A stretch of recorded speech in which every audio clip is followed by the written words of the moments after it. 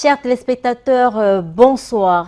C'est toujours avec un immense plaisir que nous vous retrouvons tous les mardis lorsqu'il est 23 h sur Canal 2 International dans le cadre de votre émission Le Monde Inconnu pour partager avec vous des moments de spiritualité, des moments de métaphysique, des moments où vous et nous pouvons échanger.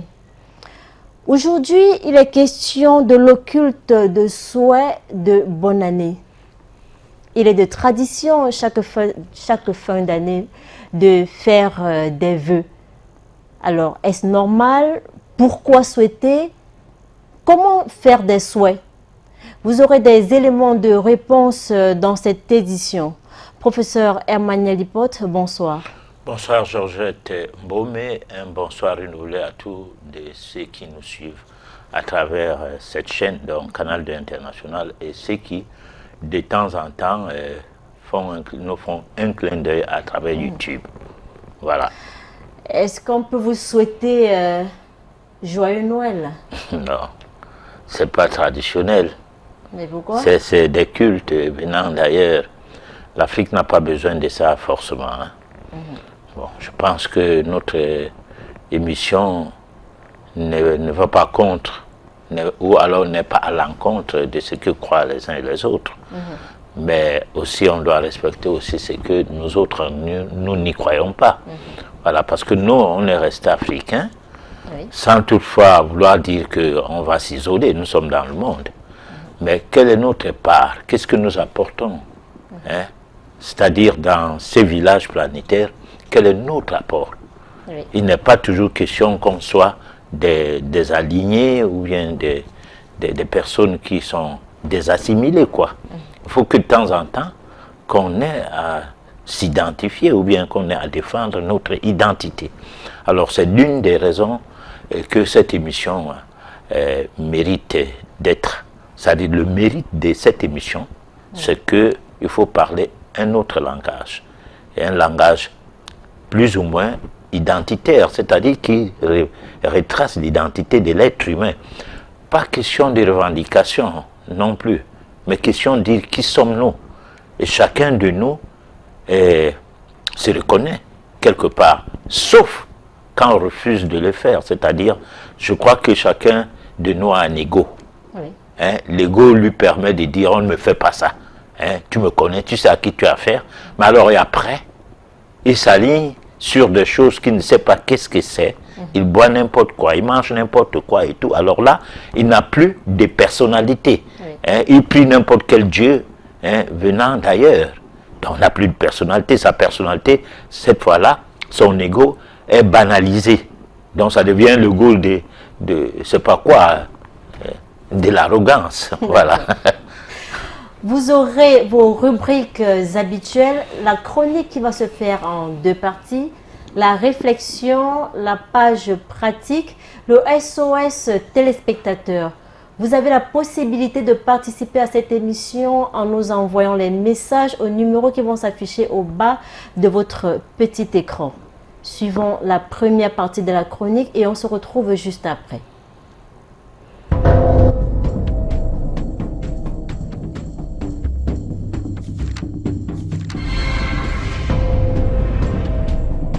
La mystique de fin d'année, 3e partie, l'occulte de souhait de bonne année.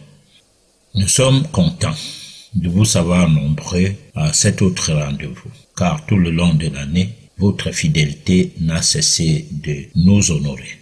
Une fois de plus, nous vous disons merci car il nous manque des mots pour signifier combien votre gratitude nous accompagnant, nous a été porteuse d'encouragement et de bienfaits indescriptibles. Encore, nous vous disons merci. Certains d'entre vous, au début de l'année qui s'achève, ont eu une grande attente d'elle, car les souhaits de bonne et heureuse année reçus ici et là en disaient long pour eux. Pour un grand nombre de personnes, puisqu'il n'y a pas de fumée sans feu, ces souhaits doivent se prendre au sérieux. D'ailleurs, autour de ce souhait, la chose s'est toujours transformée sous un culte qui ne dit pas son nom, voire des messes écuméniques dites de nuit entière. On ira d'un endroit à un autre, les fidèles et les non-fidèles, s'invitant à se déplacer de chapelle en chapelle la même nuit, pour tenter de multiplier leurs chances et bonheur pour l'année entrante. Les missives sont écrites par certains fidèles et déposées carrément au pied de la statue de Marie, la mère de Jésus de fête, pour exprimer leurs vœux, convaincus que de cette manière, tout va changer dans leur vie inéluctablement par rapport au contenu de leur missive. De tels souhaits venant de partout et de toutes les bouches, et surtout celles des personnes prétendument hommes et femmes de Dieu, produiront un fait sonnant la glace de bonheur dans les oreilles de leurs captifs. Ces derniers, à plus d'un titre, attendront une bénédiction sans pareil, car c'est plus d'une personne qui se met dans la posture de voir sa vie changer avant la fin de la prochaine année. Ces souhaits de bonnes et heureuses années vont de soi chez certains, tant du point de vue sentimental, mariage ou retour d'affection, du côté professionnel, concrétisation d'une embauche en vue, que matériel, le financement d'une affaire ou d'un petit projet. On restera dans l'attente de ce fameux bonheur auquel on a focalisé ses attentes dès le début de l'année. Sauf que plus les jours passent, les semaines et les mois également, plus le désespoir s'installe. Et après, on réalisera que, bien que l'espoir fasse vivre, mais à vouloir se nourrir d'espoir, on meurt de faim. Noël et Saint-Sylvestre sont deux fêtes instruments d'espoir aujourd'hui en Afrique. Elles servent de socle de la bénédiction. À Noël, ça se dit à tout bout de champ, joyeux Noël. Et avec la nouvelle année, l'apothéose. Bonne et heureuse année. Des formules qui se traduisent par le vœu de chance, bonheur, prospérité, etc. Tout laisse à croire que rien ne sera plus comme avant en Afrique. On dirait que Dieu lui-même s'est modernisé, n'est-ce pas? Mais la question est de savoir les vœux ainsi prononcés avec force et détermination, pourquoi n'arrivent toujours pas à changer le cours de la vie de plus d'une personne? Parce que ce vœu sort de la bouche des personnes qui vivent elles-mêmes inconséquemment d'une part, et d'autre part, ceux qui reçoivent ce genre de bénédiction sans qu'ils observent eux-mêmes une quelconque hygiène de vie les accompagnant dans leur attente ne doivent se contenter que de leur propre turpitude. Résultat, métaphysiquement, les souhaits de vœux les meilleurs de chaque fin d'année, devenus ainsi vulgaires, ne dégagent aucune puissance occulte, car il n'y a rien de sérieux. De tels vœux ne peuvent donc pas produire de réponses conséquentes pour une quelconque bénédiction concernant nos attentes. Professeur Herman Neglipote, pourquoi avoir choisi ce thème? Oui, mais nous sommes à quelques jours de Nouvel An. Bon, oui. Aucun appelle à parler de Saint-Sylvestre. Et nous, nous pensons que cessons d'être superficiels. Oui. Alors, si les années changent, notre évolution, on met ça où?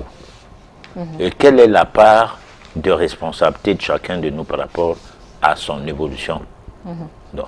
Donc, parce que notre évolution dépend de nous, ça ne dépend pas de quelqu'un. Tout comme notre santé dépend de nous, oui. Tout comme s'habiller, ça dépend de nous. Même quand on t'habille, tu choisis quand même les habits. Tu te dis, bon, mais écoute, je n'aurais pas souhaité tel habit. Le cas des femmes qui ont la chance d'avoir les maris, oui. Qui leur achètent des habits. Hein? D'ailleurs, elle demande même qu'on lui donne l'argent, elle achète son habit elle-même. Alors, il y a le cas des personnes qui mangent des choses à leur choix. Oui. Bon, maintenant, tout cela, on est loin de comprendre que l'évolution de notre vie ne dépend pas de toute cette banalisation de la vie. Parce qu'en fait, la banalisation de la vie, c'est que nous ne mangeons pas pour vivre, nous vivons pour manger. C'est-à-dire on peut manger à tout bout de champ tout le long de la journée. Nous sommes devenus des ruminants. tout le long de la journée, on parlait de n'importe quoi. Tout le long de la journée, il y a des discussions qui vont dans tous les sens. Et des discussions de haine quand il s'agit de parler politique, hein, des discussions de division. Et même s'il s'agit de parler du sport, des choses qui concernent le quotidien de tout un chacun, Oui. parce que les camps se mettent en place, et puis ce n'est pas des échanges, hein, comme pour dire des débats d'idées, mais c'est plutôt les affrontements d'idées. Alors donc, nous sommes des personnes qui, fin de compte, négativisent notre évolution sur des choses banales. Oui. Hein? Alors, entre autres, les fêtes. Alors, quand on dit Noël, la fête de la nativité, ça dit quoi à un musulman? Rien du tout. Pourquoi ça doit dire quelque chose à un Africain? Non, mais parce qu'il est colonisé. Quand on dit fête de mouton, ça dit quoi à un chrétien? Rien du tout. Oui. Mais pour un musulman, ça dit quelque chose. On revoit la même situation, la colonisation spirituelle. Alors maintenant, entre les deux groupes, ou ces deux types de croyances, où se trouve la place de l'Africain dedans? Là, c'est la question que chacun de nous doit se poser. Parce qu'en fait, ailleurs, c'est les traditions, on peut dire, les appartenants, par exemple, les Asiatiques de la zone arabe. Bon, les Européens, eux, n'ont même pas de tradition, c'est n'importe quoi qui les permet de gérer la psychologie des gens à travers ce qu'on peut dire le spirituel. Alors, donc nous fêtons quoi? Alors, des grandes foires, hein, des kermesses, hein, du point de vue commercial, c'est ça que nous fêtons ou quoi? Bon, alors maintenant, la fin d'année, par exemple, Oui. puisque nous y sommes, nous ne sommes plus à Noël, c'est passé il y a des jours. Alors, nous sommes à la fin de l'année. Comment a-t-on passé l'année? C'est ça la question. Nous avons passé cette année-là, cette année-ci. Nous sommes en train, ça s'achève avec nous comment? C'est des questions à répondre. Est-ce que c'est comme une personne qui est en train, c'est comme les enfants qui ont fait les compositions du premier trimestre. Oui. Alors les parents vont les demander, venez avec des bulletins. Et les bulletins servent à quoi? À évaluer le nombre du temps qu'on a mis pendant un trimestre à faire quoi, à faire quoi, à faire quoi. Alors c'est des choses que nous, quand je dis nous, l'être humain, Oui. a mis en place sur la base occulte de l'évolution de l'être humain qu'il est. Mais qui n'ont plus de valeur aujourd'hui, c'est-à-dire cette évaluation n'a plus de valeur aujourd'hui sur notre vie du point de vue spirituel. D'accord. Ça n'a que de valeur sur le superficiel. Donc on termine l'année sans se poser des questions de ce qu'on a fait de bien ou de mal, sans se poser la question, a-t-on mené du moins la vie de manière éthique? Oui. On ne se pose aucune question sur ce point de vue. À la limite, on peut faire des constats sur les choses qu'on n'a pas eues. Par exemple, je n'ai pas eu du travail, pourtant, quelqu'un m'a pris de l'argent, donc tu as corrompu même quelqu'un pour avoir ce travail. Je n'ai pas eu ceci, pourtant, c'est là. Alors voilà sur quoi nous tablons notre bilan. Alors que le véritable problème, nous avons été comment au cours de l'année? Quelles étaient d'abord, de prime abord, nos pensées? Elles étaient positives ou les négatives tout le long de l'année? De prime abord. Et en deuxième portion, notre façon de mener des actes, d'abord la parole. Quelles sont les choses qui faisaient partie qui meublaient nos échanges, nos discussions et tout? Et en troisième partie, quels a été les actes que nous avons posés? Et de manière positive, en passant par le fait de constater d'abord ce qui n'était pas comme bon acte, comme pour se culpabiliser. Alors, on va plutôt dire bonne année, bonne année, bonne année, bonne année. Donc, on serait dans le champ du souhait. Et là, les vœux commencent même à se préparer, les présents, des cadeaux et quoi, et tout, mais sans mettre un bémol. Voilà, sur comment on a passé l'année et comment on doit se projeter pour l'année future. Oui. Voilà. Les vœux sont prononcés avec force et détermination. Pourquoi ils n'arrivent pas à changer le cours de la vie de plus d'une personne, professeur Emmanuel Duponte? Alors parce que c'est dit par des bouches qui ne méritent pas de donner une bénédiction. Comment ça? C'est dit par n'importe qui, n'importe comment. L'Afrique a changé de paradigme. L'Afrique avant ne faisait pas de vœux. C'est-à-dire, on ne faisait pas de vœux pour un rien. Allez. Non. Quand on faisait des vœux, ça veut dire que la personne méritait ce vœu-là. Hein? C'est-à-dire que l'environnement dans lequel on vivait permettait à ce qu'on sache pourquoi bénir quelqu'un.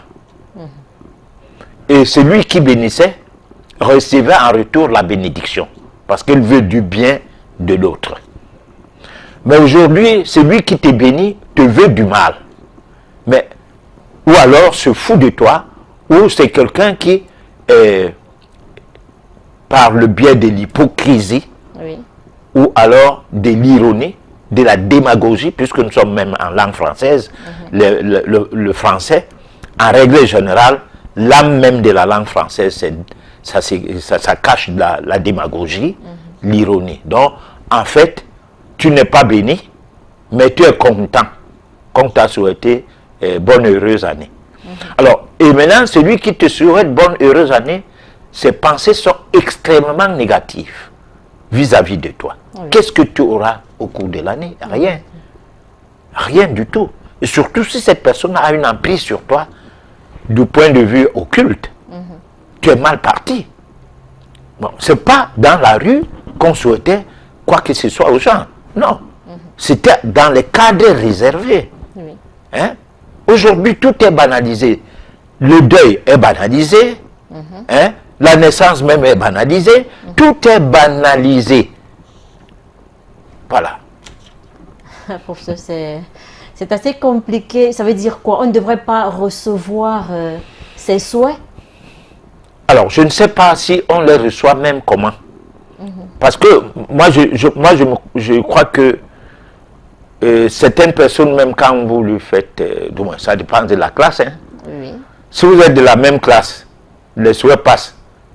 Hein? Mais quand c'est d'une classe à l'autre, c'est comme si par exemple je fais un souhait, j'adresse un souhait, je ne sais pas, au président de la République. Bon, s'il suit même ses souhaits, si par chance il suit ça, mais ça sera comme un morceau de sucre dans un océan. Mais si c'est un autre président de la République qui lui adresse un souhait, Oui. alors c'est pris avec beaucoup de sérieux. Si le ministre adresse un souhait à son président de la République qu'il a nommé, mais ce n'est que normal, parce qu'il veut rester en poste. Ça ne peut être autre chose que ça. Alors que peut-être lui, c'est pas ça. Peut-être que son souhait en question a de l'ampleur par rapport à la personne qu'il admire. Parce qu'il peut arriver que tu souhaites que je dise bonne heureuse année à Monsieur le Président de la République, parce que je l'admire. Pas parce que je veux être de son parti politique. Non, je m'en fous de son parti politique. Je ne me fous pas de lui. Parce qu'il y a l'être humain d'un côté, les considérations professionnelles de l'autre côté. Je peux ressentir une certaine affinité par rapport à l'homme, qui peut même être très critiqué, mais par affinité, on se met dans la logique de lui souhaiter bonne et heureuse année. Alors, si c'est vraiment une affinité, pas à sens unique, la personne se sentira mieux. Alors, c'est la même chose. Vous pouvez souhaiter bonne et heureuse année à ton directeur, la personne, ton boss. Oui. Hein? Ça ne lui dit rien du tout. Mais si c'est un collègue, avec qui ils boivent les bières tout le temps, et puis ils sortent ensemble, et ils discutent affaires tout le temps. Une personne de sa classe. Voilà. Ça devient quelque chose de sérieux. Oui. Hein? De façon à ce qu'on peut même, en contrepartie, envoyer des présents là-bas, en disant, car mais depuis qu'on est ensemble, tu ne m'as jamais souhaité bonne heureuse année. Je crois que cette année, ça sera quelque chose de particulier. Alors, donc, ces souhaits-là, c'est une fascination. Ça n'a rien de sérieux en tant que tel. Et là, ça a complètement... Voilà autant de choses qui prouvent que l'Africain a perdu le Nord. Oui. Parce que les souhaits-là vont dans tous les sens. Les personnalités traditionnelles sont dans ces histoires, comme boire la bière, hein, boire les vins et tout, et puis vanter même les vins, et avoir des cérémonies où, au cours de cette cérémonie, quelqu'un qui est de la haute tradition, c'est-à-dire les gardiens de la tradition, ils ne boivent pas les vins de leur tradition. Ils boivent des liquides qu'ils ne savent même pas comment ça a été composé. Il y a les sulfites dedans, des choses censées donner le cancer, et puis ils vieillissent avec des maladies que leurs arrière-grands-parents n'avaient pas. Pourquoi? Parce qu'ils sont des traditionalistes. Alors aujourd'hui, on a tout un genre de choses, de situations qu'il faut gérer. Oui. Alors donc moi, je ne pourrais jamais me taire face à ce genre de difficultés que connaît l'Afrique aujourd'hui. Non parce que je suis un donneur de leçons, mais parce que je dois au moins attirer l'attention. Autant tu montres un doigt aux uns et aux autres, autant trois doigts te regardent.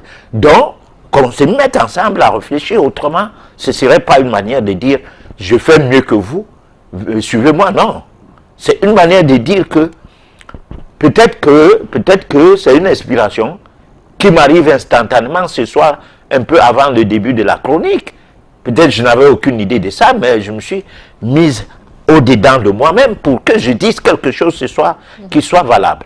Alors là, ce ne serait pas quelque chose qu'on a pensé, comment je vais aller donner une leçon aux gens ce soir. Non, c'est quelque chose qui m'a piqué. Hein? Et là, ce n'est pas moi, c'est mon être intérieur qui prend le dessus en ces temps-là. Oui. Parce que ce que je dis risque d'être aussi que moi-même, je ne mets pas ça en pratique et qu'à partir de cette émission, je dois mettre ça en pratique. D'accord. Voilà. Quel est le bon moment pour adresser ses vœux, professeur? À tout moment. Mais le bon moment, c'est quand la personne à qui on adresse le vœu le mérite. C'est-à-dire, il faut que tu ressentes que tu dois lui adresser le vœu. Oui. Que tu le ressentes toi-même. Et tu le ressentiras comment? Donc, il faut le ressentir. Voilà. Voilà. On va passer à la deuxième partie de la chronique. Énergie néfaste de fin d'année.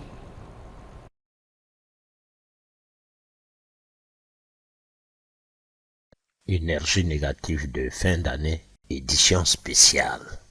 Il a été remarqué que chaque fin d'année, on est exposé à des vibrations électromagnétiques et même mortelles. On dirait une sorte de purge ou de tamis occulte pour un tri de purification de l'humanité. Ce qui laisse croire que les personnes qui passent à l'autre année se le doivent par mérite et non par une simple grâce. Au risque de ne pas être le jouet de la nature, notre exposition aux vibrations néfastes de fin d'année doit faire partie de notre préoccupation spirituelle primaire.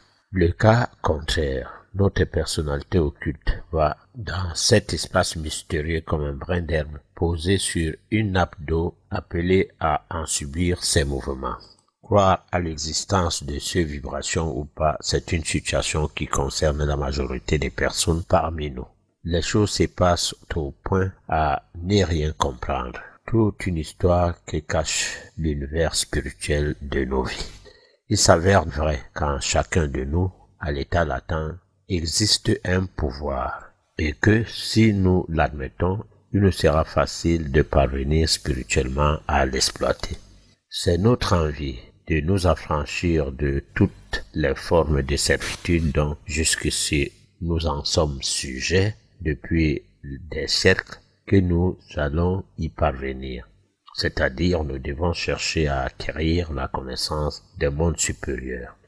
Et ce n'est qu'après avoir maîtrisé les règles et les lois qui régissent notre épanouissement spirituel et qui gouvernent en même temps ces pouvoirs qui sont enfuis en nous, rester à l'état latent, que tout va finalement s'exploser positivement.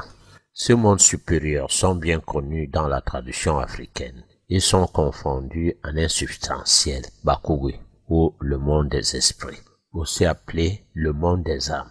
Pour les initiés, tous ces mondes sont aussi réels que vrais. C'est comme des objets qui, sous nos yeux, sont perçus tangiblement et palpables simplement à les toucher de nos mains. Les yeux du mystique ou initié sont susceptibles de voir des phénomènes invisibles. Ils sont différents des yeux des personnes ordinaires. Tout le monde invisible existe au point où seuls les profanes en sont ignorants car inexpérimentés. Oui, le profane a des oreilles qui n'entendent point et les yeux qui ne voient point. Ce qu'il croit entendre ou voir reste si limité qu'il ne se rend pas compte de ce qu'il en est.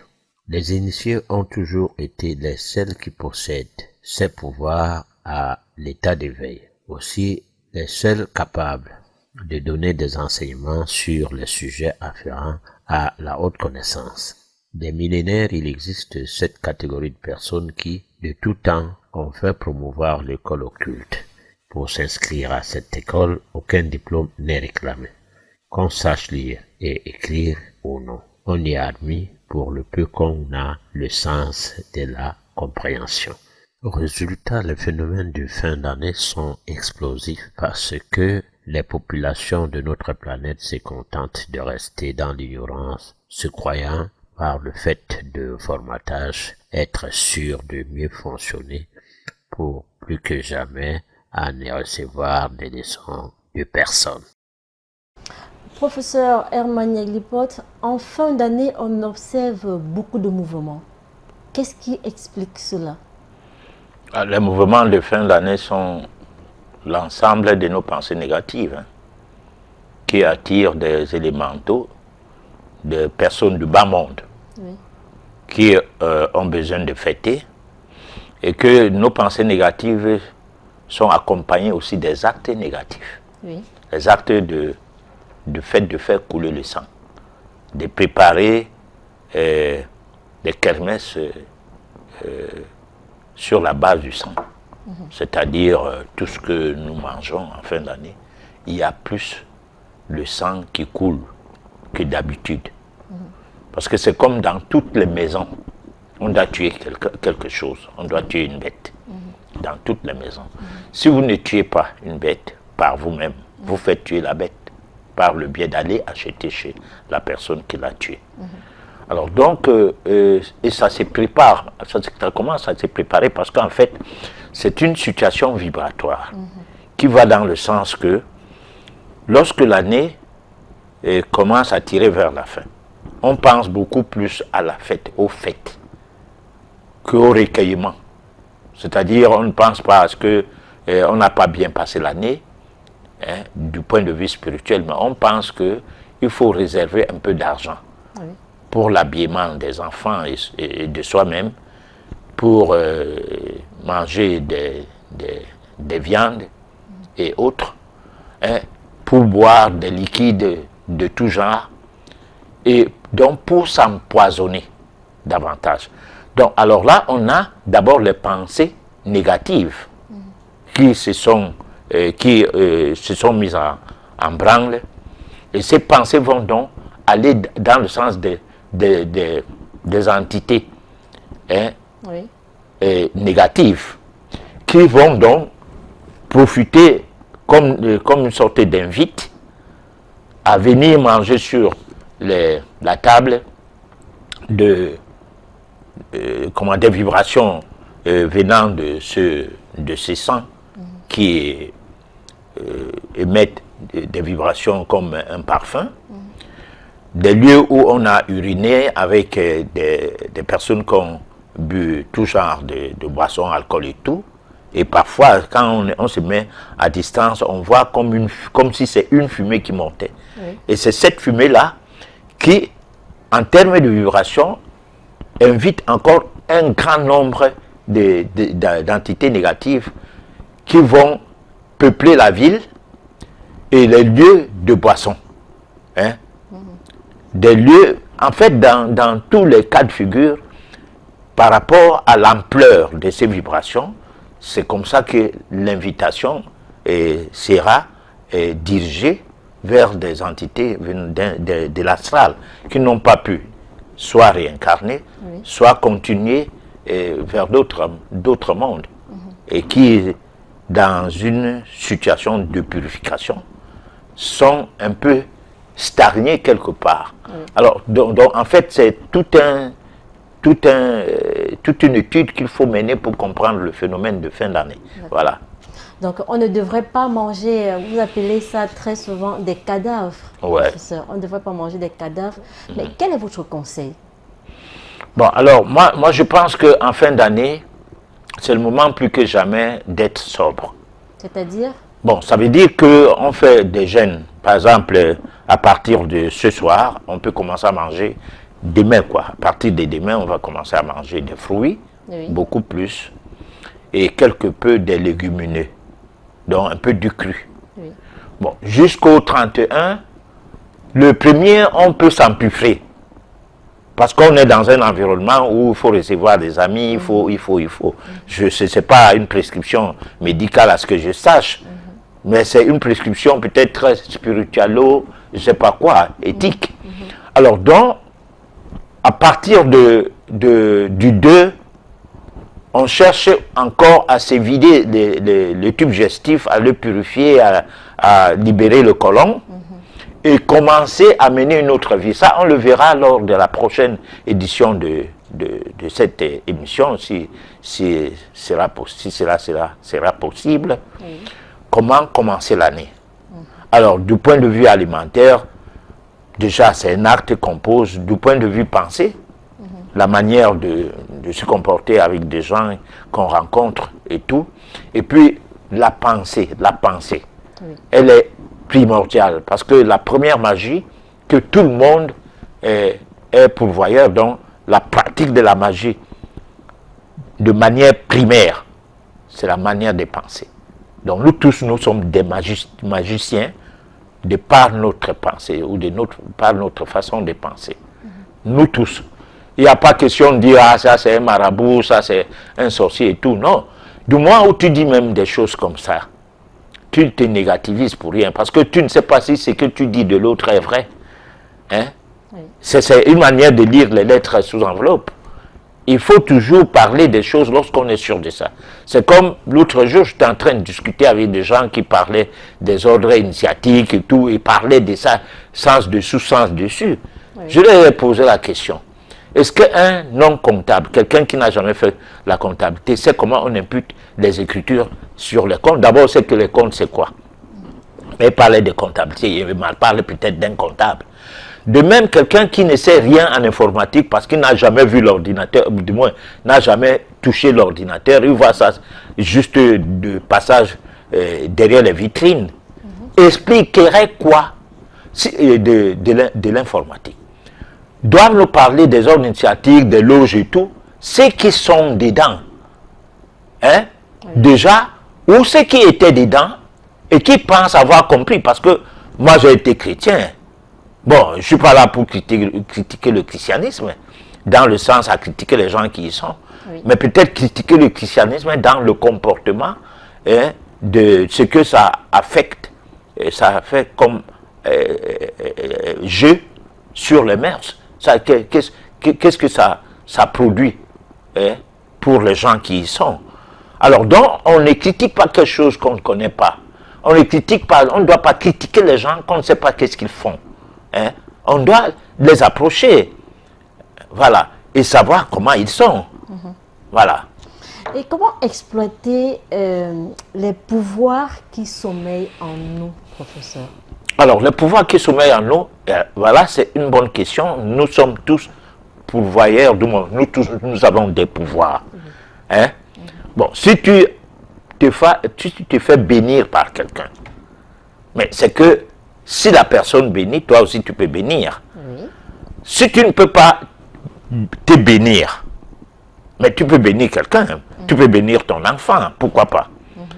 Parce que tu l'aimes, parce que tu lui donnes les conseils, il les applique, et tout cela entraîne en toi de bonnes vibrations à son égard. C'est comme tout à l'heure, je parlais des souhaits, des bonnes années et tout. Ça ne doit pas aller dans tous les sens. Bon, c'est vrai que quand tu fais pas ce genre de gestes, tu te marginalises. Oui. Les gens disent, mais lui, il ne souhaite jamais quoi que ce soit à quelqu'un, il se croit où? Bon, alors, parce que le superficiel a pris le dessus sur le sérieux. Bon, donc, n'importe qui s'est élevé peut bénir. Maintenant, comment arriver à bénir? Il faut obtenir cette élévation, quoi. Et c'est cette élévation-là qui parle du fait d'avoir acquis le contrôle de ton être intérieur. Et ce qui est très difficile, parce que le contrôle de son être intérieur entraîne le calme au niveau de la pensée, le calme au niveau de la parole, le calme au niveau des actes qu'on pose. Un certain calme, un certain retenu, une certaine façon de réfléchir. Oui. Hein? Pas une façon intelligente de mener sa vie, mais de réfléchir. Je dis souvent ça, c'est-à-dire avoir un bon discernement de manière occulte, le vrai pour, le vrai contre, la vraie synthèse, qui te donne la raison de ce que tu es en train de raisonner sur ça. Et alors, là, tu tombes au bout de la raison, tu tombes sur la vérité. Et la vérité étant inébranlable, tu te retrouves devant l'absolu. Et là, on ne parlait pas de Dieu, Jésus-Christ ou bien Allah. On parlait de Dieu dans le fondament même de la connaissance de cette entité divine, hein, de la divinité. Là, alors là, le divin qui est donc en toi se réveille. Parce que Dieu en nous, c'est la vie. La vie, c'est Dieu. Quand on n'a pas cette vie-là, on est comme, pour les créationnistes, on n'est pas comme créé. Donc les enfants qui à l'hôpital naissent sans vivre, n'ont pas été créés, ne peuvent pas. Un mort-né ne sera jamais un jour là en train de nous dire que nous, les créatures de Dieu, lui, il n'a pas bénéficié de la vie. Donc, voilà. D'accord, on va prendre la réflexion et on se retrouve juste après.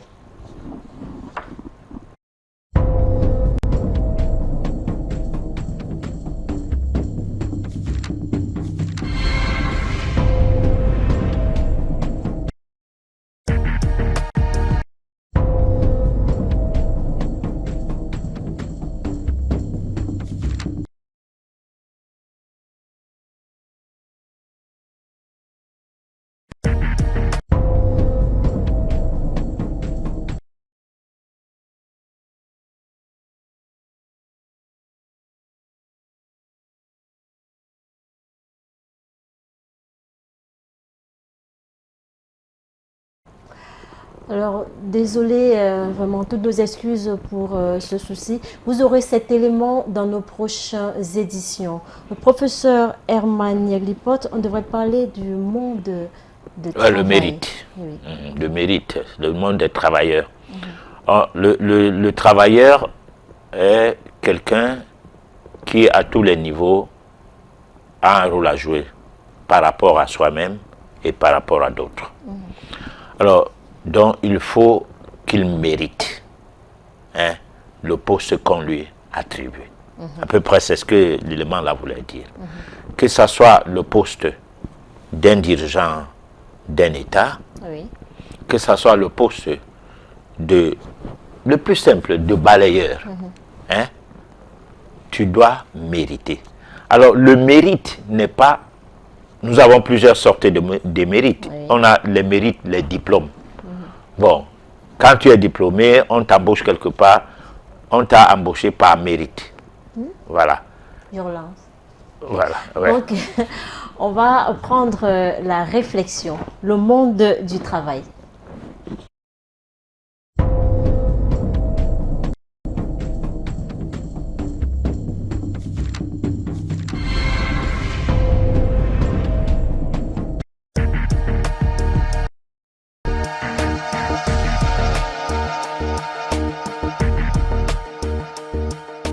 Nous évoluons dans un monde du travail où les maîtres mots sont compétences, réussite, dépassement de soi, engagement, exigence, performance.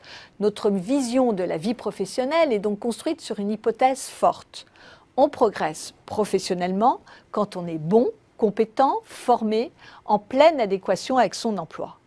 Il est donc normal que nous visions cette excellence, d'abord dans nos études, puis dans nos premiers pas dans la vie au travail. Et là, chemin faisant, nous nous rendons compte que cette règle de la compétence est loin d'être obligatoire. Des supérieurs hiérarchiques, des numéros 1 ou 2 dans la hiérarchie, sont de l'avis général incompétents. Se pose alors la sempiternelle question du comment ils ou elles ont pu gravir les échelons alors qu'il est patent qu'ils ne sont pas à la hauteur et ne l'ont peut-être jamais été pour certains. Comment peuvent-ils se maintenir alors que leurs fonctions sont vitales pour l'organisation et que leurs choix, leur comportement, leur management la mettent en danger? Il y a des entreprises où les cas sont rares. Nous pouvons dire que très peu échappent au phénomène. Mais il y a des organisations où la promotion par l'incompétence est la règle. Ces organisations sont alors dirigées logiquement par des mauvais. Il s'agit alors de kakistocratie, du grec kakistos, le pire, et kratos, le pouvoir. On parle aussi d'idiocratie pour désigner une société qui valorise et récompense les gens en fonction de leur manque d'intelligence. Comment fonctionne une kakistocratie et pourquoi fait-on ce choix? Un chercheur italien, Diego Gambetta, nous apporte des réponses en conduisant l'analyse d'une organisation très particulière, la mafia. Il élargit ensuite avec Hervé Dumez, dans un article de Gérer et comprendre de 2006, la description à une autre organisation qu'est l'université. L'article s'intitule d'ailleurs « La valeur de l'incompétence, de la mafia tout court à la mafia universitaire, une approche méthodologique ». Que nous disent-ils? 1. Une première explication de vouloir donner du pouvoir aux mauvais et de créer de la dette. En effet, quand vous récompensez un bon en le promouvant ou en élargissant ses responsabilités, ou en le payant mieux, il estime que c'est une juste reconnaissance de ses talents et ne sera nullement enclin à la reconnaissance ou à la loyauté. Alors qu'en récompensant un mauvais, on crée une dette qui garantit un ascendant sur le long terme à celui qui a fait ce choix. 2. Une autre idée forte est que l'incompétence peut être une façon de ne pas faire peur. C'est la thèse de Gambetta concernant la mafia. L'analyse qu'il fait de centaines de procès-verbaux de mafieux lui permet de mettre au jour l'argument incompétence développé par les mafieux. Individuellement, comme d'un point de vue collectif, ils se déclarent incompétents dans les activités de ceux qu'ils protègent. En cela, ils rassurent, car s'ils continueront à racketter, ils ne prendront pas leur place, faute de connaissances suffisantes. 3. En prenant cette fois l'exemple de l'université, Gambetta et Dumez montrent combien les dispositifs sont en place pour que les mandarins puissent placer non pas d'excellents candidats, mais bien leurs poulains. Les commissions de recrutement, par exemple, vont collaborer pour que soient retenus non pas des bons ou des très bons, mais des connus, appréciés et qui ne feront pas peur en termes d'exigence et de puissance de travail. Ce type de démarche systématisée a aussi un effet important, montrer que l'on peut promouvoir l'incompétence et la démonstration qu'on ne peut rien sans le système. Les qualités individuelles ne sont pas prises en compte au profit des relations, des services rendus et surtout des services à rendre. Ces organisations tiennent alors par la dette. Le critère n'est pas d'être bon, mais bien d'être loyal. Les kakistocraties nient les qualités individuelles au profit de dispositifs collectifs. Ce qui est important est que l'ensemble tienne et se perpétue.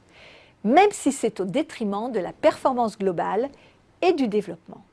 Le gouvernement par les pires existe donc. Et vous, pensez-vous connaître des kakistocraties ?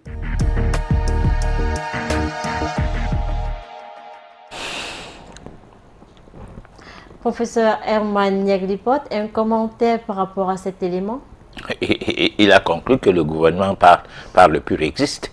Ça veut dire quoi? Ça veut dire qu'aujourd'hui, c'est le milieu des affaires qui met en place des gouvernements. Et puis on fait un semblant de démocratie. Et lorsque l'alternance existe, ça va. Bon. Et là, l'Africain, comme il aime copier ce qui vient d'ailleurs, il commence à chanter dans ses télés, dans ses radios, alternance, alternance, alternance. Comme si l'alternance pouvait changer quelque chose par rapport à ceux qui sont comme étant le noyau. Oui. Et parce que il faut arranger le changement de poste, du moins le changement de la personne à ses postes, par le biais de la défaillance de l'individu qu'on met en place. Donc pas par la médiocrité, c'est-à-dire il faut trouver quelqu'un de médiocre qui sera capable de vous faire du job. Bon, alors parce que c'est une personne, lorsque on lui paye le salaire, c'est qu'il ne mérite pas ses salaires, et ça ne l'embête pas à faire ce qu'on lui demande. Par contre, celui qui mérite le salaire, lorsqu'il est payé, il ne pense pas comme l'autre. Pourquoi? Parce qu'il sait qu'il travaille par rapport à du fait qu'il est méritant. Donc, j'essaie de stigmatiser parce qu'il faut réfléchir. Nous commençons une année. Oui. Bon, il y aura les élections, il y aura ceci, il y aura plein de choses au cours de l'année. Je ne sais pas si c'est cette année ou l'année prochaine. Bon, d'accord.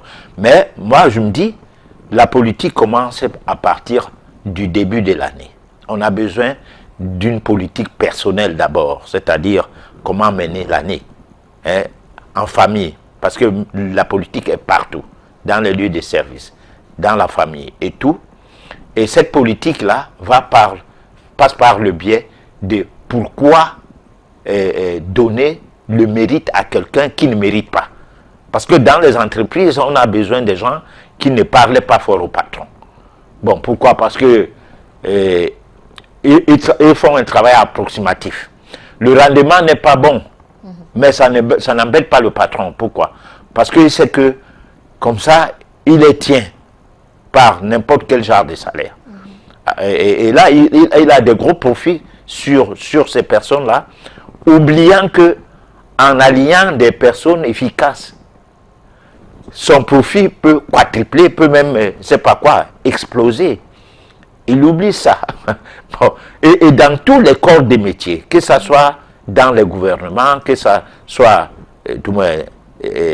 dans le public ou que ce soit dans le privé, oui, il y a toujours cette tricherie qu'on a besoin de bénis, oui. Voilà. D'accord. Tout à l'heure, vous avez dit que l'Africain aime copier ce qui vient d'ailleurs. Tout à fait. Là, je ne sais pas si c'est le cas du paracétamol. Voilà. On va prendre la page pratique.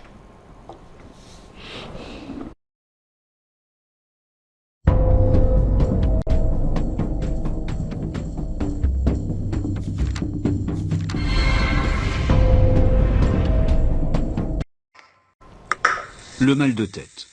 Ça se soigne souvent comme cela. Un peu de paracétamol et ça va mieux. Une molécule présente dans des médicaments très connus. Il s'achète dans les pharmacies librement, sans le moindre avis médical. A priori, un médicament qui fait du bien, sauf que parfois, ça dérape. Exemple, Nacera. Il y a 1 an, elle a failli mourir. Bonjour, j'aimerais une boîte de Dafalgan. Juste à cause de cela, une petite boîte de Dafalgan, pour soigner une simple grippe. Elle enchaîne alors les pilules, sans se méfier, et elle a tort. Au début du mois de janvier, j'ai eu une greffe du foie à cause du paracétamol. Ça m'a énormément surprise, je ne pensais pas que ça m'amènerait là. Résultat, 1 mois de coma, et pire encore, une greffe hépatique.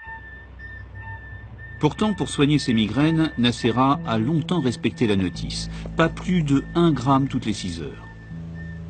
Et puis un jour, Je me suis rendu compte qu'à un moment, en fait, les doses indiquées ne me suffisaient pas. Donc j'ai commencé à en prendre un en plus, deux en plus, de comprimés. Hein. Jusqu'à 6-8 par jour. 6 à 8 grammes par jour, presque une habitude. Mais trop, c'est trop. Et en janvier, elle est hospitalisée pour une hépatite aiguë. Le paracétamol, un poison, jamais elle ne s'en serait doutée. C'est un médicament qu'on trouve en vente libre. On n'a pas besoin d'ordonnance pour s'en procurer. Et on voit des pubs à la télévision qui vantent les mérites du paracétamol. Et je ne pensais pas que le paracétamol aurait des conséquences aussi graves sur ma santé, sur ma vie même. Parce que voilà, c'était une question de vie ou de mort. Pour bien comprendre, regardez ce schéma. Dans le foie, le paracétamol produit un poison. Rien de grave car à petite dose, le foie l'élimine. Mais si on en prend trop, le poison prend alors le dessus et le foie se détruit. Bizarrement, le cas de Nacera n'a rien d'exceptionnel. Cet hôpital reçoit des malades en surdosage chaque semaine. Bonjour. Bonjour. Alors comment ça va depuis la dernière fois? Ça peut aller, ça va. Vous êtes en forme? Oui, enfin, j'ai pas très bien. Pour ce docteur, le phénomène serait même en augmentation. Il y a 15 ans, les intoxications par paracétamol, c'était essentiellement des intoxications volontaires, dans un but d'appel, etc. Et actuellement, en France, mais comme dans d'autres pays, en particulier aux États-Unis, on a fait le constat que dans 50% des cas, les intoxications au paracétamol graves avec des insuffisances hépatiques sont liées non pas à une intoxication volontaire par le patient, mais à une intoxication accidentelle, c'est-à-dire une automédication. En France, l'intoxication au paracétamol, ce sont des dizaines de milliers d'hospitalisations chaque année. Mais combien exactement? En fait, on n'en sait rien. Il n'existe aucune étude. Le paracétamol fait tellement partie de nos habitudes que personne ne s'y intéresse. Même les chercheurs l'ont peu étudié. Il y a eu jusqu'ici très peu de recherches parce que le paracétamol a la réputation, et la juste réputation, d'avoir certains des avantages de l'aspirine sans en avoir les inconvénients. Et donc progressivement, par glissement progressif, le paracétamol souvent n'est même plus considéré comme un vrai médicament. Et de ce fait, l'intérêt qu'il a suscité en termes de recherche sur le mécanisme d'action, comment cette molécule agit-elle, a été très embryonnaire et reste très peu développé. Incroyable mais vrai. Le paracétamol, on en prend presque tous les jours, mais on ne sait pas véritablement comment ça marche. Efferalgantab, 1 gramme. Nouveau comprimé antidouleur. Alors on nous prévient, l'air de rien, à travers les publicités. Médicament contenant du paracétamol, réservé à l'adulte et à l'enfant de plus de 50 kg. Lire attentivement la notice. Mais la notice, pas grand monde n'y prête attention. Alors, pour tenter de sensibiliser les malades, il existe cette brochure. La seule, en fait, imprimée en 2008. Un surdosage en paracétamol peut endommager le foie de manière irréversible. Selon la réglementation, cette brochure devrait être distribuée dans les officines. Et visiblement, ce n'est pas le cas. Bonjour. Et je voulais savoir si c'était un fascicule que vous avez déjà vu. Non, du tout. Est-ce que ce document vous dit quelque chose? Est-ce que vous l'avez déjà eu dans votre pharmacie? Pas du tout. Et qu'est-ce que vous en pensez? Je pense que si vous l'avez eu et que je ne l'ai pas eu, c'est qu'il y a un problème déjà. Ah non, j'ai jamais vu cette brochure, c'est la première fois que vous la montrez. Décidément, l'info a du mal à passer. Visiblement, personne ne croit possible de changer nos habitudes. Même en haut de la pyramide, on estime qu'une simple brochure n'y arrivera pas. Il faut entendre la critique, il y a sûrement des choses à améliorer, ça j'en suis persuadé. Mais le fait de donner ou pas une notice expliquant le paracétamol, est-ce que ça va empêcher tous ces cas d'intoxication? Honnêtement, pour moi, c'est comme les notices de médicaments, les gens ne feront pas attention. Les gens peut-être, mais vous serez prévenus. Alors surtout, ne dépassez pas les 4 grammes de paracétamol par jour.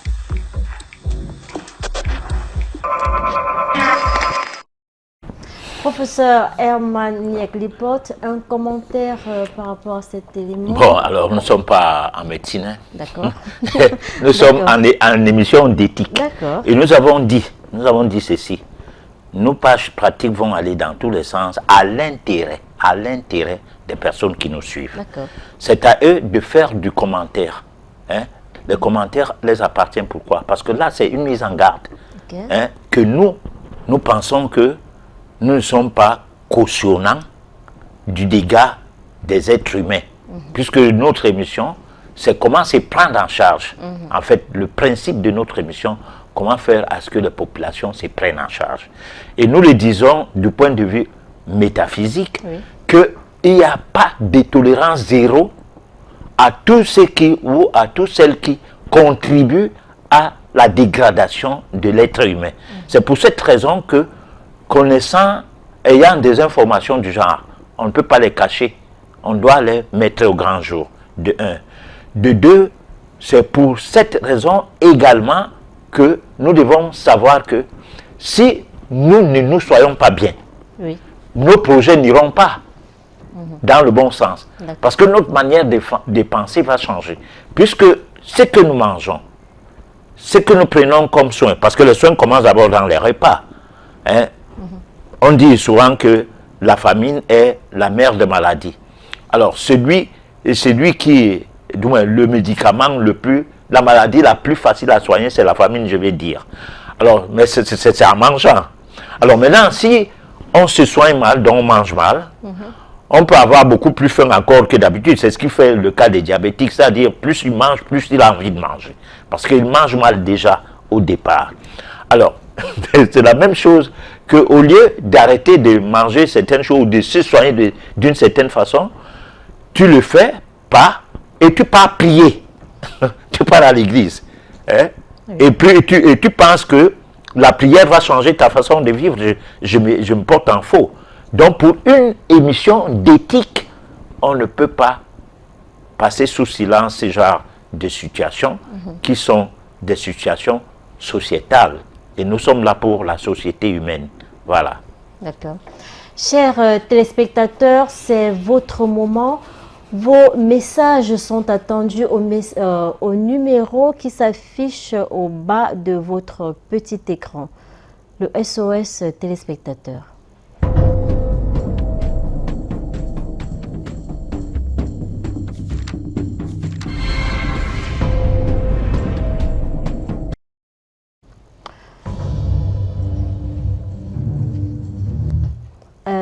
Bonsoir, professeur Herman Yaglipote. Qu'entend-on par vue spirituelle? La vie spirituelle. La vue spirituelle, la vue. À la vue. C'est-à-dire voir spirituellement. Alors là, c'est avoir une double vue. On peut dire que les gens qui voient dans la nuit, avec les yeux que tout le monde porte, ont une vue spirituelle, donc ils ont une double vue, à mon sens. Voilà. J'aimerais savoir que manger le 1er janvier. Alors, le 1er janvier, on peut manger tout ce que tout le monde mange. Si d'habitude, c'est ce que tu manges souvent, ne va pas manger des choses que tu ne manges pas souvent. Par exemple, si tu ne manges pas la viande, ce n'est pas la peine d'aller manger la viande parce que c'est le 1er janvier, on peut tout manger. Si tu manges la viande d'habitude, mangez ta viande comme tout le temps. Il n'y a pas de problème. Mais sachant que nous devons étudier qu'est-ce que nous devons manger. Et ça, ce n'est pas au cours d'une émission, mais au cours d'une série d'émissions. Ou alors dans nos lectures, dans nos recherches. Voilà. Et les recherches doivent aller dans tous les sens, surtout de manière positive. Voilà. D'accord. Pour ceux qui ont l'habitude de manger la viande, vous leur conseillez de continuer dans ce sens. Mais vous, en tant que métaphysicien, que conseillez-vous? Non, on mange pour vivre. On ne vit pas pour manger. Et un cadavre ne donne pas la vie. Manger les cadavres ne veut pas dire qu'on cherche la vie. On a besoin de l'appétit, satisfaire son palais, et c'est tout. Alors, professeur, oui. Qu'est-ce qu'on devrait manger? Du kwem, du sanga, du nkui, du taro, du bongo chobi? Qu'est-ce qu'on devrait manger? Non, on doit manger des choses qui sont de notre mère, la terre. C'est-à-dire c'est la terre qui est la mamelle nourricière de l'humanité. La terre nourrit les rochers, les pierres, les roches, la terre nourrit les arbres, la terre nourrit les bêtes.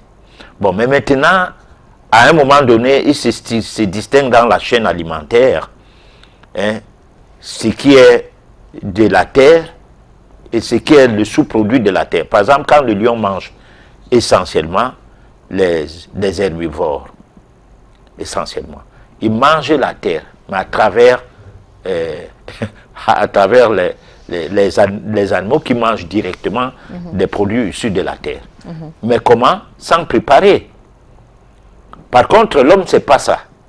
Dans la chaîne alimentaire, l'homme a créé d'abord le fait de transformer certains aliments dont ses dents sont incapables de manger, hein, ou de mâcher, quoi. Un peu de sa bouche ne peut pas les mâcher. Donc son tube digestif est inadéquat par rapport à ces aliments. Là, il se pose un problème d'ignorance.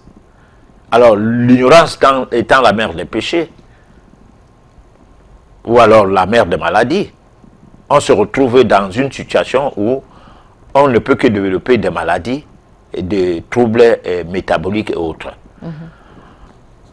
Ce qu'on peut donc conseiller à manger, c'est ce qui est biodégradable pour l'organisme, c'est-à-dire ce que l'organisme peut obtenir comme étant ce dont il a besoin. Parce que du point de vue diététique, on ne doit manger que ce que l'organisme a besoin. C'est-à-dire on doit satisfaire les besoins de son organisme. Oui. Et les besoins de son organisme n'est pas en termes de protéines, mais en termes de protides. Là, il faut en faire la différence. La protide étant la matière première qui va devenir une protéine lors de la transformation de ça, des substances dans l'organisme, comme pour obtenir le produit fini, donc la protéine. De même, l'organisme a besoin des glucides, non du sucre, qui va se transformer en sucre, c'est-à-dire à alimenter le corps, et ça aura besoin également de lipides, non les huiles. Donc il y a trois types d'aliments, trois types d'éléments qui doivent composer nos aliments et qui sortent du sol directement. Bon, le reste, c'est plaire au palais. Par exemple, si on fait une bonne sauce, hein, et qu'on ne mette pas un morceau de viande dedans ou un morceau de poisson, on a l'impression qu'on est en train de se soigner. C'est-à-dire, quand tu tournes la cuillère dans la sauce comme ça, tu ne vois rien qui se balade à l'intérieur de cette sauce. Tu te poses la question que, attends, c'est quoi je mange comme ça? Et là, tu n'as pas l'appétit. Et quand tu n'as pas l'appétit, ça, c'est aussi une autre difficulté à digérer. Parce que la digestion commence par l'ensalivissement de la bouche, la langue. D'accord. Si la langue n'est pas ensalivée, vous n'allez pas bien digérer par la suite. Mais il faut se préparer donc à dire que, quelle que soit la sauce que je mange, je suis en train de manger. Okay. Et là, tu auras la salive.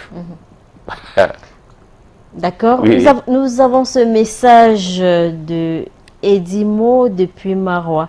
Quels sont les critères pour participer à l'éveil spirituel?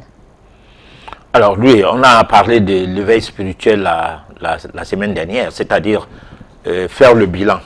Bon, beaucoup de gens, avant que nous ne décidions d'en parler, nous ont écrit, est-ce qu'on ne peut pas se rassembler en fin d'année, essayer de faire un travail, hein, en étant en contact direct avec vous, pas forcément en contact direct à travers des réseaux, les ondes et tout. Alors donc, on a prévu que le 29, on va faire ce travail. Bon, maintenant, il va de soi. Hein, ce travail, c'est un travail de bilan.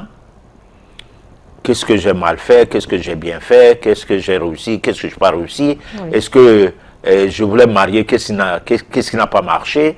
Mon travail n'a pas marché, on m'a licencié. Tout ça, essayer de revoir tout ça. Et par rapport à soi, son comportement. Parce que souvent, quelqu'un est licencié à cause de lui-même, mais ça devient un problème qu'on ne l'aimait pas et tout. Oui. Bon, alors donc on va faire un travail de fond pour les personnes qui continuent à poser cette question. Donc ça veut dire qu'il y en a qui sont intéressés. Et du fait que ces gens soient intéressés, doivent nous appeler hors antenne pour qu'on essaie de voir quelles sont, du moins, de voir leur attente par rapport à une soirée du genre, parce que c'est quelque chose qui va se passer dans la soirée du 29, voilà. Et là, ça permet de mieux préparer l'année, voilà. D'accord. Alors, bonne fête à vous, professeur. J'aimerais savoir comment faire pour commencer une nouvelle année sur le droit chemin, spirituellement ou physiquement. C'est Agui Guidaya Jérôme depuis Garoua. On va parler avec lui, hors antenne, sur un certain nombre de préalables, de choses, surtout que lui ne pouvant pas faire partie de l'éveil spirituel, si oui, peut-être par des réseaux sociaux, si on aura la possibilité d'avoir une bonne connexion, on va parler avec tout le monde entier ce soir-là. Voilà. J'aimerais savoir comment faire pour tuer un vampire qui nous dérange dans le quartier. Nos enfants sont toujours menacés. En premier lieu, pour se prémunir du vampirisme, il ne faut pas attirer les vampires vers vous par le fait de vibrations négatives que vous émettez vous-même. Parce que si, par mégarde, vous traitez quelqu'un de vampire alors qu'il ne l'est pas, ça sera déjà que vous avez créé le vampirisme autour de vous. Parce que plusieurs personnes peuvent identifier une personne malheureuse, de méchants, de sorciers, de vampires et tout, alors que plutôt on a créé une cause qui a créé à cette personne quelque chose de négatif, qu'au départ, la personne n'en était pas concernée. Donc il faut toujours porter des réserves à nos pensées, aussi à nos paroles et à nos actes. Ne posons pas des actes n'importe comment. Bon, maintenant, s'il y a vraiment vampire ou vampirisme dans l'environnement dont on vit, ça veut dire que ça doit relever des recherches. Des recherches du point de vue métaphysique, du genre voyance et tout, pour circonscrire la véracité de ce qu'on pense, si ce qu'on pensait vraiment ça. Voilà. D'accord. Faut-il adresser ses prières aux ancêtres? Si oui, est-il dangereux? Y a-t-il une façon de prier pour obtenir ce que l'on veut? Est-il obligé de prier au quotidien? La prière nous protège-t-elle vraiment? Est-ce que vivre sans prier est dangereux? Bon, moi j'ai toujours pensé que lorsque quelqu'un dit Dieu est au contrôle, ça veut dire que lui il peut faire n'importe quoi. Il peut manger, fumer et tout. Si c'est une femme, faire la toilette comme tout le monde. Oui. Mettre les ongles 3 mètres de long par devant. Donc elle ne peut plus laver les habits de son mari. Il faut toujours une personne qu'on va gronder. On s'assied au piédestal des grandes dames. Et puis on donne les ordres et tout. Et avec beaucoup de mépris à l'égard de l'autre. Mais entre-temps, Dieu est au contrôle. Bon, Dieu est au contrôle, on mange n'importe quoi, on fait n'importe comment contre soi-même. Dieu est au contrôle. Alors, pourquoi? Parce qu'on sait beaucoup prier. On a des textes de prière pas possibles avec des jolis mots, des mots flatteurs, que quand Dieu lui-même il écoute ça, entre guillemets, Dieu, quelque part peut-être, en train d'écouter ça, il dit yes. Que ton poème ou ta poésie est bien pour moi, mais sauf que toi, tu fais rien pour toi-même. Voilà.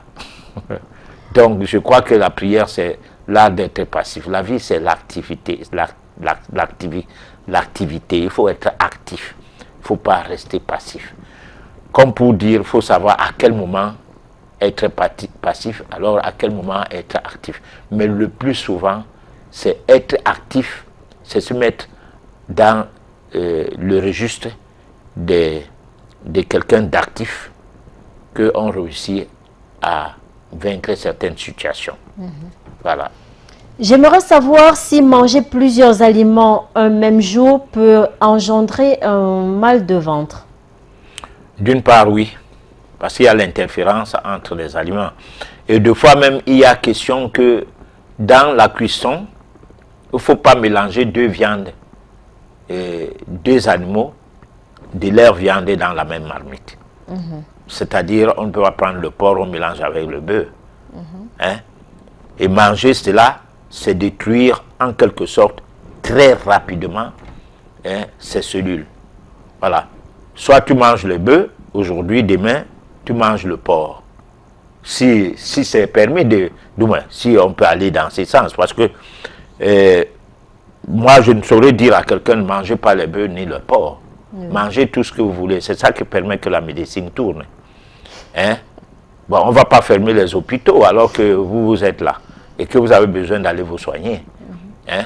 Et que certains d'entre vous, pour se soigner, même, il appelle tous ses amis pour qu'ils le suivent là où il est couché, au standing, ou qu'il est en train de voyager pour l'Europe, pour les États-Unis, parce que sa maladie, vraiment, tout ça, ça fait partie du paraître qui n'existait pas en Afrique avant. En Afrique, quand on était malade, seuls les patriarches et les personnes habilitées à soigner, dont les guérisseurs, savaient que tu es malade. Pourquoi? Parce que ça ne servait à rien de se mettre au carrefour, commencer à dire partout que tu es malade, puisque ça faisait honte. La maladie, à l'époque, voulait dire que tu t'es mal comporté. Le maladie, dont les cellules dans ton corps parlaient de ton mauvais comportement, le mal a dit. Et toi, tu ne peux pas t'afficher avec ça partout, comme aujourd'hui, les gens disent, j'ai mon diabète. On m'a attrapé l'hypertension. C'est-à-dire, d'autres vont même dire, vont jusqu'à dire qu'on m'a attrapé l'hépatite. Bon, donc, tu vois, ça fait en quelque sorte une certaine forme de fierté. Bon, et surtout que, en le disant, tu dis, je sors de l'hôpital général. Voilà. Oui. Donc, tu n'es pas n'importe qui, tu n'es pas allé chez le praticien à côté, qui est un charlatan. Il ne sait rien, l'autre, il a toute la science, c'est vers lui que tu es allé. Alors que lui-même, il a son diabète et il a son hypertension. Voilà. Professeur, je n'arrive pas à réaliser quoi que ce soit avec ce que je gagne comme finance. C'est Guy Pascal Kédé qui nous envoie ce message depuis Douala. Bon, ben, écoutez, nous sommes en fin d'année. On va faire le bilan pour savoir qu'est-ce qui ne va pas dans votre vie, pour busquer à nouveau vos chances de vivre autrement la suite de votre vie avec l'année qui entre, donc 2023. Voilà. Professeur, je souffre du mauvais œil et des mauvaises paroles sur ma personne. Comment se soigner personnellement? Quels conseils me donnez-vous? C'est Tori depuis Kousséri. Alors Tori va appeler à antenne, parce qu'il faudra bien savoir la cause de son mal. Moi, je ne suis pas médecin. Parce qu'en fait, qu'est-ce qui se passe avec le paracétamol dont on parlait tout à l'heure? Les personnes qui boivent le paracétamol ne sont pas en train de prendre plusieurs doses pour rien. C'est parce que quand tu prends l'habitude, entre guillemets, quand tu prends, ne me coupe pas, c'est très important pour la personne. Quand tu prends l'habitude de prendre un médicament, à un moment donné, le corps s'en habitue. Ça devient comme quelqu'un qui fume une cigarette par jour et à la longue, il commence à fumer 4-5 cigarettes par jour. Bon, donc, le mal est seulement que tu peux être, tu peux avoir une réponse d'intoxication dont tu ne t'attendais pas. Et ce qui veut donc dire quoi? Il faut chercher la cause du mal. En me posant la question comme il pose là, je ne sais pas de quoi il souffre.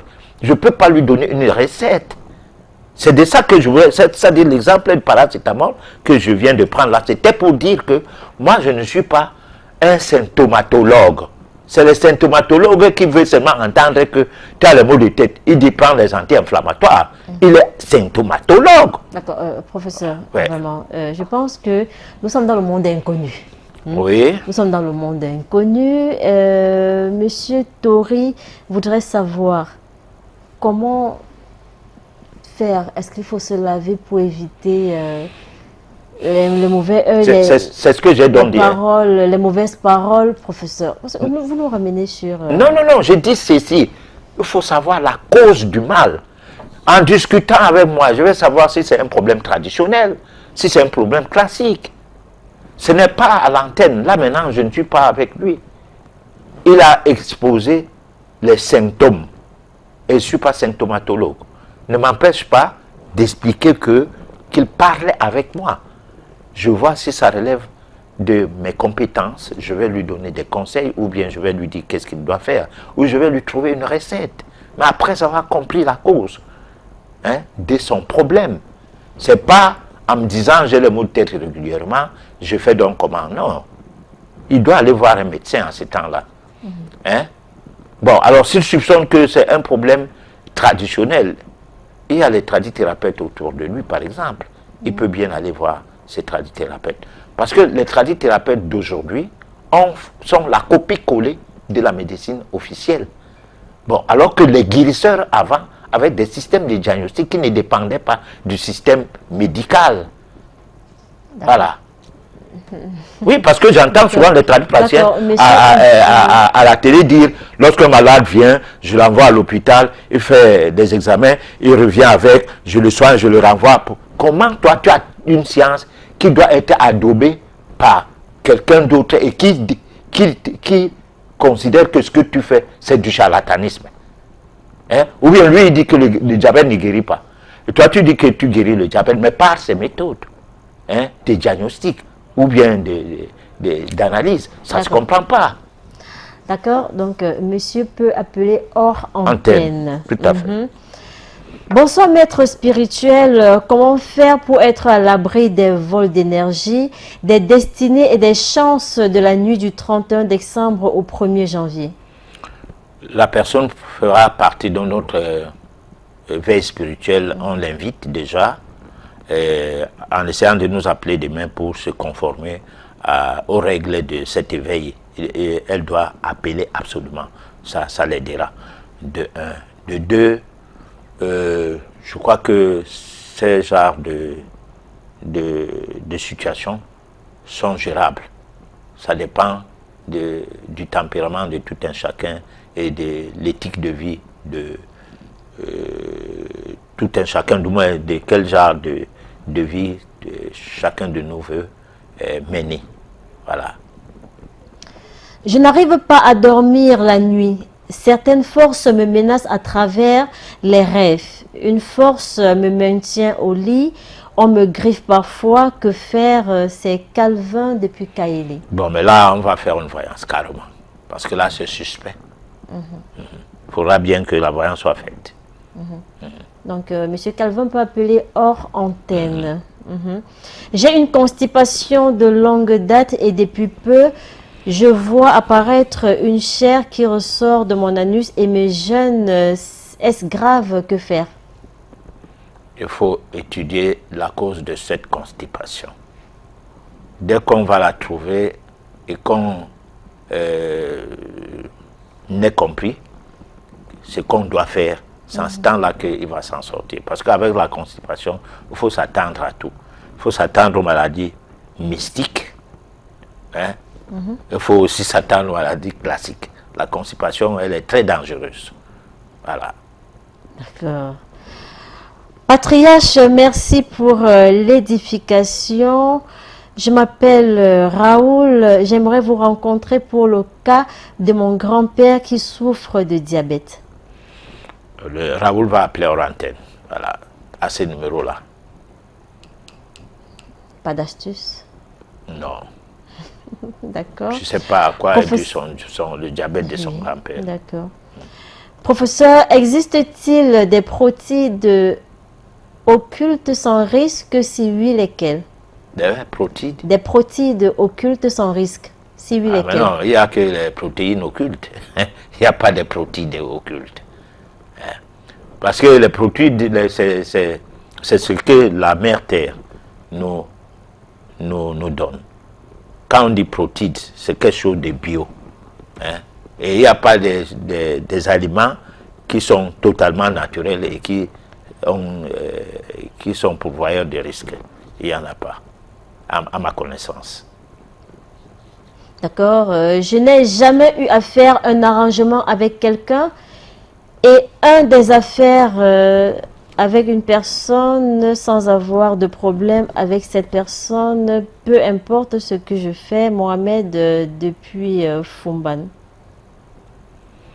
Bon, Mohamed a des problèmes occultes. Il faut bien qu'on en discute hors antenne.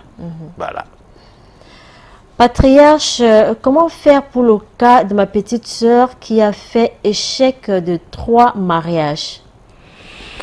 Alors, on va faire l'étude d'affinité de ce que c'est que ces mariages-là. Parce qu'on a souvent dit que souvent, on ne marie que les mêmes gens parce qu'on ne marie pas les yeux. C'est-à-dire? C'est-à-dire que tu vas voir une personne qui marie les hommes qui ont la même taille, la même corpulence, le même teint. Et ces 3 personnes-là, parfois même, ont les mêmes comportements. Hein? Mais au départ, ce n'est pas le comportement, le mauvais comportement de ces gens-là qu'on cherche. On cherche un bon comportement. On se dit que celui-ci, il avait un mauvais comportement, celui que je choisis là maintenant n'en aura pas. Alors que c'est faux. C'est des gens de même. C'est question de morphologie, vous avez la même morphologie, la même allure et tout. Il peut être très probable que c'est le même tempérament que vous rencontrez. Et là, vous devez changer donc la manière de faire vos choix. Parce qu'en fait, les choix qu'on fait ne sont pas souvent justes. Et on fait les choix par rapport à la taille, par rapport à l'âge, par rapport au porte-monnaie, par rapport. Bon. À un moment donné, on est toujours en train de tomber dans les mêmes dérives. Voilà. D'accord. En fin d'année, ce sont les gens qui créent le désordre ou bien la fin d'année elle-même? C'est les gens qui créent le désordre. La route ne tue pas. Lorsqu'on conduit sur une route, s'il n'y a pas de voiture sur la route, personne ne va mourir. Hein? Mais s'il y a les voitures, il y aura les mauvais dépassements. Il y aura des accidents même de manière banale parce que, en quelque sorte, peut-être que ta voiture n'était pas en bon état, mais tu as décidé de prendre la route. Et puis tu meurs. On dit vraiment la route là, hein, il y a eu trop de morts cette année sur tel axe. Non, c'est nous-mêmes. Alors donc l'année finissant, ne nous invite pas à manger ceci ou cela ou à manger trop. Ceux qui n'en ont pas ne tombent pas dans l'intoxication alimentaire, par exemple. Hein? Parce qu'il mange comme il mange d'habitude. Il n'a pas eu le temps d'associer plusieurs types de choses dans son alimentation, sous prétexte que c'est la fête. Hein? Il mange comme il mange d'habitude. S'il mange le riz sauté, il a mangé son riz sauté. S'il mange pain, haricots, beignets, haricots bouillis, il les mange. Bon, parce que la journée, il doit manger, sinon il va mourir de faim, pour rien. C'est pas parce qu'il n'a pas eu de quoi faire la fête de la nourriture. Parce que, en fait, c'est finalement gaver des choses, c'est gaver des choses et faire ceci, cela, sans toutefois tenir compte qu'on peut en devenir malade. Voilà. Comment faire pour éviter les blocages? Bon, éviter les blocages, on a déjà parlé de plein de choses. Hein. Quand on a une hygiène de vie saine, c'est-à-dire lorsqu'on fait attention, je dis que l'hygiène de vie commence par la manière de mener ses pensées, la manière de manger, la manière de respirer, hein. Oui. Les actes qu'on pose, la parole, on sélectionne les thèmes ou bien les sujets et tout. Bon, alors là, on se protège contre tout ce qui peut être de la catégorie des vibrations négatives qui peut entraîner la déchéance de sa vie. Voilà. S'il vous plaît, comment traiter un mal de nombril? Voilà. Symptomatologiquement, je ne sais pas. La personne peut appeler hors antenne. Hors antenne. Voilà, parce que symptomatologiquement, je ne sais pas. Je ne sais même pas si c'est pour un bébé ou c'est pour une grande personne. Et comment vit la personne et tout. C'est ça. D'accord. Bonsoir maître spirituel. Comment faire pour être à l'abri des vols d'énergie non déjà Maxime Paquito, j'aimerais savoir comment éviter les mauvaises personnes d'entrer chez moi le 1er janvier. Il faut fermer sa porte. Comment ça, professeur? Est-ce que mais carrément, parce que... C'est possible ça? Oui, mais tu peux être comme celui qui n'était pas chez lui le 1er janvier. Comment quelqu'un va trier les gens qui doivent entrer chez toi le 1er janvier? Puisque... Peut-être lancer l'arbre de paix, il y a souvent des zèbres là qu'on met à l'entrée. Ben, si je le dis, on ne va pas le montrer. Parce que le problème, c'est de montrer ce qu'on doit faire. Hein? C'est un verse même du sel, carrément. Bon, si son grimba, ses fétiches sont supérieurs au sel, c'est que je vous ai donné une recette bidon. C'est ça, parce qu'il y a le sel qu'on utilise tout le temps dans les églises, mais aucun sorcier ne sort. Pourtant, 80% ou 60% des gens à l'église, ce sont des sorciers. Mais on ne voit personne sortir. Hein? On utilise l'eau bénite dans les églises. L'encens. L'encens, les gens ne sortent pas. Hein? Ils sont comme les moustiques qui sont habitués aux insecticides. Donc tu asperges la chambre n'importe comment, il y a tous les moustiques. Voilà. Bon, donc les recettes à l'emporte-pièce ne cadrent pas avec cette émission. Voilà. D'accord. Professeur, il y a des gens qui, lorsqu'ils ont beaucoup d'étrangers, la nuit, ils brûlent de l'encens. On a souvent vu des étrangers se lever en pleine nuit et dire, bon voilà, je rentre chez moi. Ouais. Qu'est-ce qui explique cela? Oui, mais parce que les encens qu'ils utilisent sont capables d'agir dans ce sens. Ouais. Parce qu'il y a des encens qui sont là pour chasser. Et tous ceux qui, au lieu de dormir, se mettent en dédoublement. Bon. Là, ça les empêche de sortir. Dès qu'il veut sortir, ça le bloque. Il est obligé de quitter les lieux. Voilà. Professeur, dans ma famille, il y a beaucoup de sorcellerie. J'aimerais vous rencontrer. Hors antenne, vous allez appeler à ce numéro, on va en parler. Ma femme a 4 filles et j'aimerais bien avoir un garçon avec elle. S'il vous plaît, une astuce? On va en parler hors antenne. Il y a les astuces, mais ça dépend. Parce que la première chose, il faut quadriller les périodes de règles de son épouse. Voilà. Il faut toujours que la période d'ovulation corresponde avec la montée de la lune. Voilà. Là, c'est beaucoup plus possible qu'on ait un garçon. Donc, il faut appeler hors antenne. Là, on fait le calendrier des règles de madame et pour voir comment elle règle. Parce qu'il y a des femmes qui règlent seulement après la pleine lune, tout le temps. D'accord. Professeur, on va se quitter sur ce message. Patriarche, est-ce vrai qu'un polygame ne devrait pas veiller sur sa femme quand elle est malade, par peur qu'elle ne décède? Non, là, je ne connais pas la recette. Je sais qu'il y a des gens qui ont des coutumes qui voudraient que quand sa femme a accouché d'un autre, le bébé étant à l'hôpital ne doit pas visiter son épouse à l'hôpital. Il faut que les premiers jours de la naissance de l'enfant restent quelque chose de loin de lui. L'enfant va atteindre un certain nombre de jours avant de venir avec l'enfant à la maison.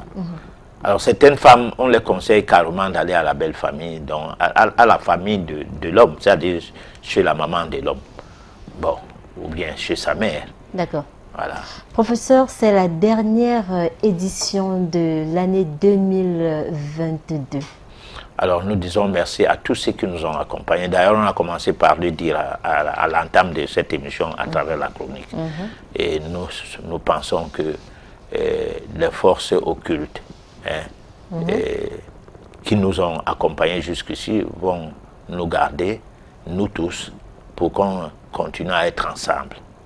Et nous souhaitons la meilleure, par le vrai souhait, de tout cœur, pour les gens de notre communauté, donc la communauté, le monde inconnu, et à tous les autres